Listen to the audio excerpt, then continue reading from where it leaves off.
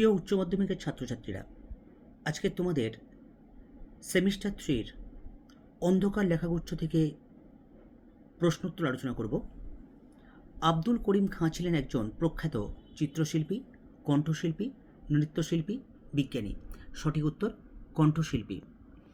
পরের প্রশ্ন, আব্দুল করিম খাঁর ধর্ম ছিল গান গাওয়া, বিজ্ঞানের আবিষ্কার, নতুন নতুন ছবি আঁকা, সত্যের বয়ান করা। সঠিক উত্তর গান গাওয়া। আব্দুল করিম খাঁ কোথায় জন্মেছিলেন? কলকাতা, দিল্লি, পাঞ্জাব, হরিয়ানা। সঠিক উত্তর পাঞ্জাব। আইনস্টাইন ছিলেন একজন বিশ্ববিখ্যাত সঙ্গীতশিল্পী, বিজ্ঞানী, কলাবিদ, ধর্মপ্রচারক। সঠিক উত্তর বিজ্ঞানী। আইনস্টাইনের চর্চার ক্ষেত্র ছিল বিজ্ঞানের যে শাখায় তা হল জীববিজ্ঞান, রাশিবিজ্ঞান, পদার্থবিজ্ঞান, রাষ্ট্রবিজ্ঞান। সঠিক উত্তর পদার্থবিজ্ঞান।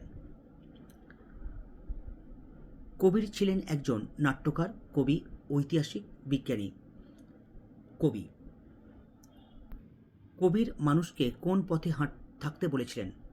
মিথ্যা, অহং, সত্য, অচেনা। সঠিক উত্তর সত্য। বয়ান শব্দটির অর্থ হল বোনা, বর্ণনা রচনা করা, বিবরণ, আঁকা। সঠিক উত্তর বিবরণ। পরের প্রশ্ন, বাতাসের ধর্ম হল থেমে থাকা, বয়ে যাওয়া, বিরক্ত করা, হঠাৎ থামা। সঠিক উত্তর বয়ে যাওয়া। ভ্যান গঘের ধর্ম ছিল উন্মাদনা। ভ্যান গঘ ছিলেন একজন কবি, সাহিত্যিক, চিত্রশিল্পী, সঙ্গীত বিশারদ। সঠিক উত্তর চিত্রশিল্পী। ভ্যান গঘ যে দেশের শিল্পী ছিলেন তা হল ইংল্যান্ড, হল্যান্ড, গ্রিনল্যান্ড, সুইজারল্যান্ড। সঠিক উত্তর হল্যান্ড। গার্সিয়া লোরকা বিখ্যাত ছিলেন যে জন্য তা হল গান, বৈজ্ঞানিক আবিষ্কার, কবিতা, চিত্রকলা।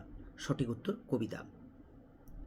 উন্মাদনা শব্দটির অর্থ হল উন্মত্ততা, আনন্দিত, শান্তিভাব, দুঃখ প্রকাশ।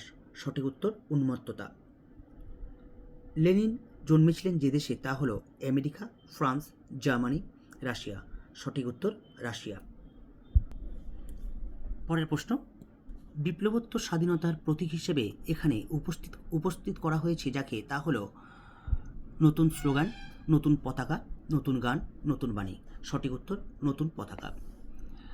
ভস্মের চরিত কার ধর্ম?